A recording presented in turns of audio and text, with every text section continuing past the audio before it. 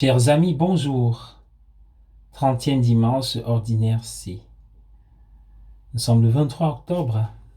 Faites bien de vous connecter sur cette chaîne pour la halte spirituelle.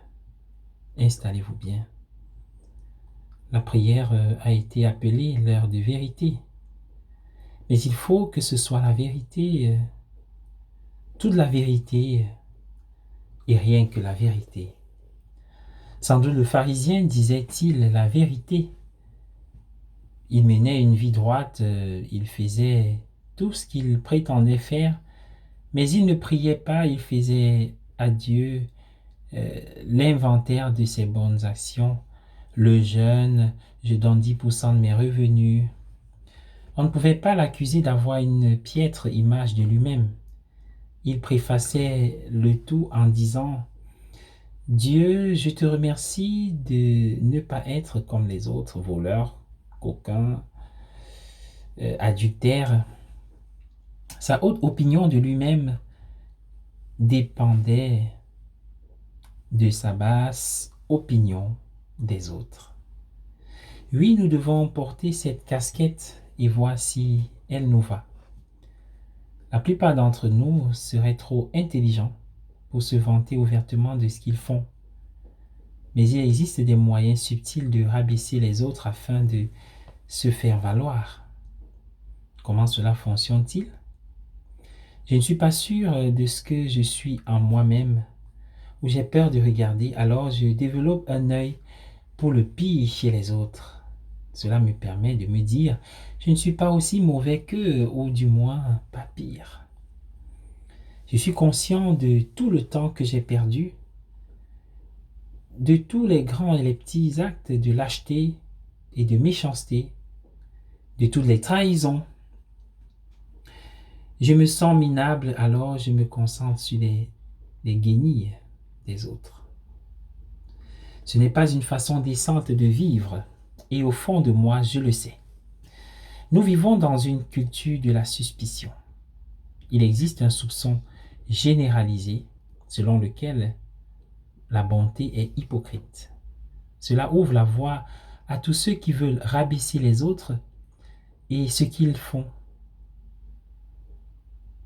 Le problème, c'est qu'il y a une demi-vérité là-dedans. Beaucoup de vertus proviennent en fait du contraire de la vertu. Ce sont des tentatives de prouver que je ne suis pas ce que je suis. Les lâches deviennent des casse-cou. Les personnes solitaires deviennent grégaires. Les personnes faibles cherchent des moyens d'obtenir du pouvoir.